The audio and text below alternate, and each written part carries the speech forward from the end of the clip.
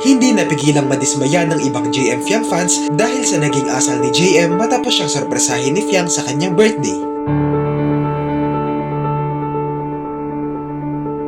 Kumakalat ang video na ito ngayon sa social media kung saan makikitang kinantahan si JM ng happy birthday ng mga kasama niya, habang mapapansin naman na may dalang cake si Fiang para sa kanya.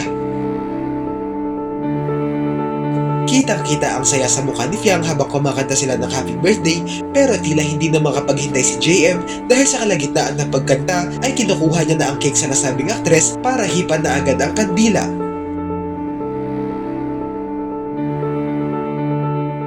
Makikita rin sa video ang pagiging makulit ni Fiang, at kahit pa hinahawakan niya na ang kamay ng aktor ay hindi pa rin siya gaano pinapansin ito at tila wala man lang reaksyon sa naging sorpresa sa kanya. Panoorin ang video.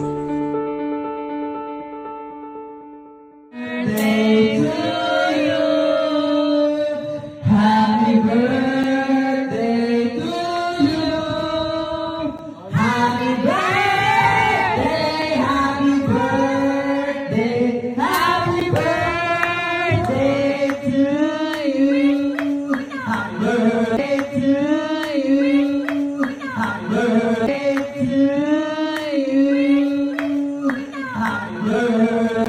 to you. Happy birthday to you. Happy birthday, happy birthday, happy birthday to you. Make it happy birthday to you. Happy birthday to you. Happy birthday, happy birthday, happy birthday to you. Happy birthday, Kiben! Happy birthday!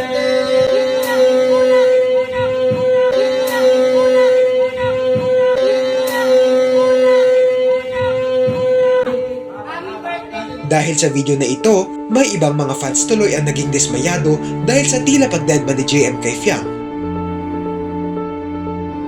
May mga nagsabi na tila ginagamit lang ng aktor ang naturang aktres para umangat ang kanyang career dahil makikita sa kanyang galaw na wala talaga siyang gusto rito. May mga dumepensa naman kay JM at sinabing sadyang introvert lang ito kaya ganito na lang ang kilos niya. Magkaiba umano ang personality ng JM Fiang kaya hindi maiwasang maging masama ang dating ng video sa publiko.